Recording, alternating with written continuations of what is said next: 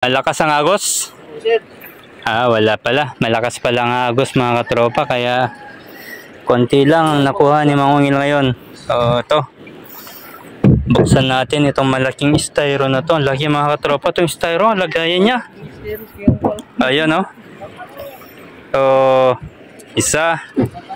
Dalawa. Tatlo. Ayan.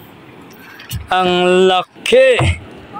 Ang laki-laking angkekang na naman ito mga katropa. Napakalumaking angkekang na naman ito. Ayan o. Ang haba. Ang habang angkekang na naman mga katropa. So ito. Malaking isda. Anong isda to? Malaki o. Laki ng mata mga katropa.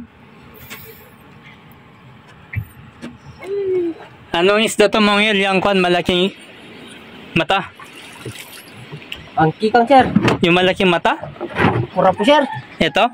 O kurapo. Kurapo yan sir. Ay lapo-lapo daw pala to mga katropa. Kasi ang tawag na kasi dito mga katropa, kurapo. Kurapo or lapo-lapo mga katropa. Ayan. Oh. Kurapo. Laki kasi ng mata mga katropa, hindi ko rin. Oh. Black lapu-lapu. Ito. Black lapu-lapu mga katropa.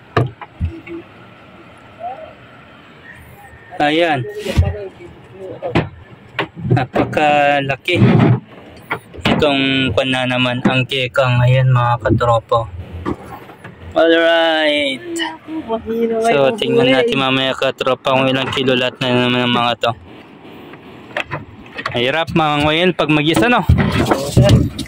Hirap talaga mangisda pag mag-isa mo. Dapat may kasama ka rin mga katropa.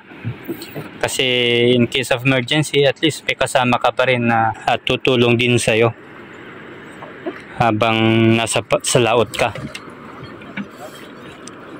Ayan. Anyway, okay na tong huli ni Mang Ungil at makakapag-benta na naman siya. May kapalit yung kinuha niyang pang konsumo.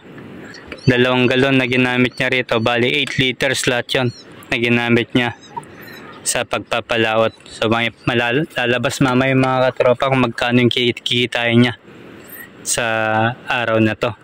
Alright, kita-kita tayo ulit mamaya mga katropa. Let's go!